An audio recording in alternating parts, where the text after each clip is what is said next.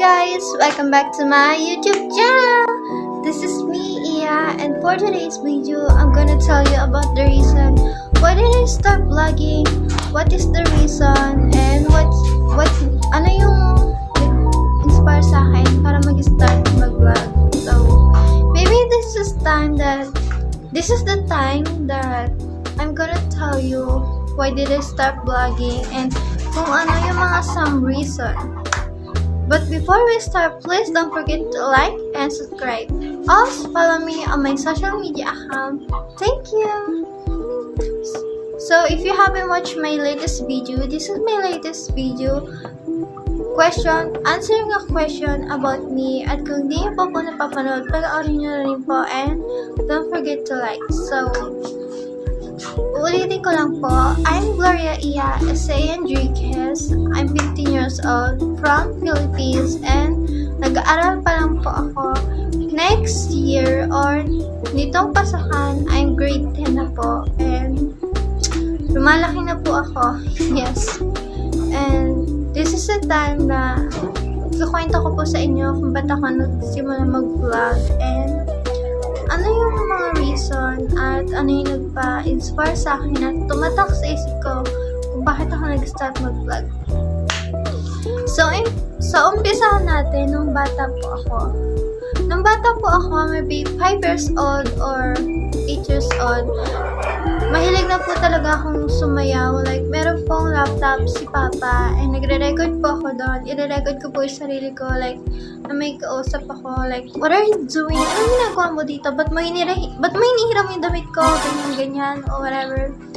And, kumakanta rin po ako. Like, I'm singing, dancing, ginagaya ko po yung mga kanta ni Avril Lavigne. Like, magbibideo po ako and kakantayin ko yon. Tapos,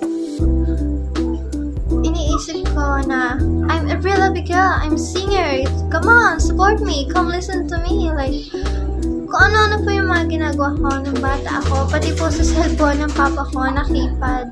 Always po ako nagbibideo doon. Like, meron po yung tumalong po ako sa may upuan. Like, kunyari, nahulog ako sa bangin. And meron akong laruan dati, toys, Jollibee, and Hetty. Nagre-record po ako, and kunyari kakausapin po ni Jollibee si Hetty, or si Jollibee, ito po si Jollibee, and ito si Hetty, like, hey Hetty, how are you? I'm fine, Jollibee. What are you doing? Like, ganun po. Kung ano-ano po yung mga ginagawa ko, and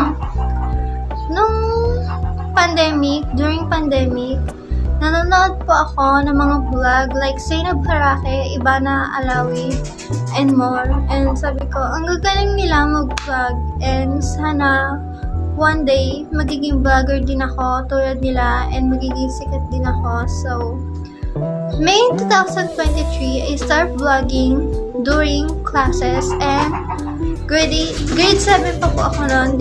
Ito po yung first vlog ko and nag-vlog na po ako.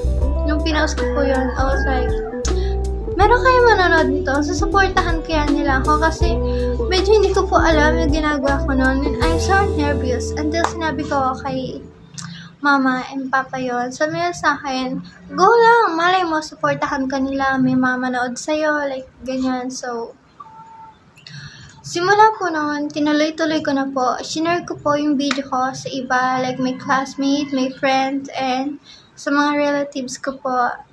Meron na po akong konting subscribers, no? Maybe 30 or 15.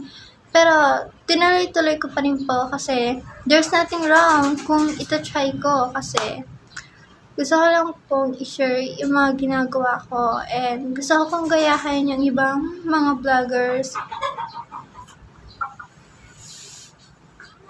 And gusto ko pong gayahin yung ibang vloggers na nagbablog sila. Pinapakita nila yung nag-travel sila, prank, or anything.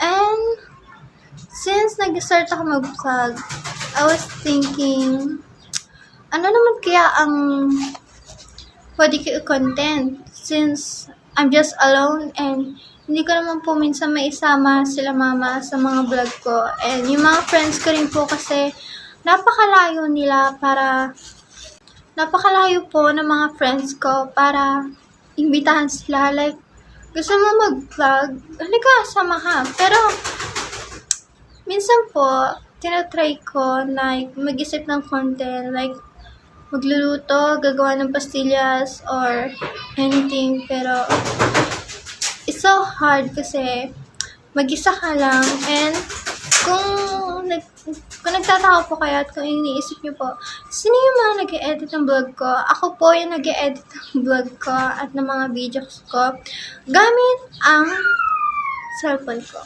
And by the way guys, if you guys have suggestion na pwede kong i-content, i-comment nyo lang po at susubukan ko pong gawin, pero wag lang po yung mahirap. So, this is the end of video. Pasensya na po kung medyo maiksi lang. Napakainit po kasi, and so please don't forget to like and subscribe. Also follow me on my social media account and support me. Thank you. See you next vlog.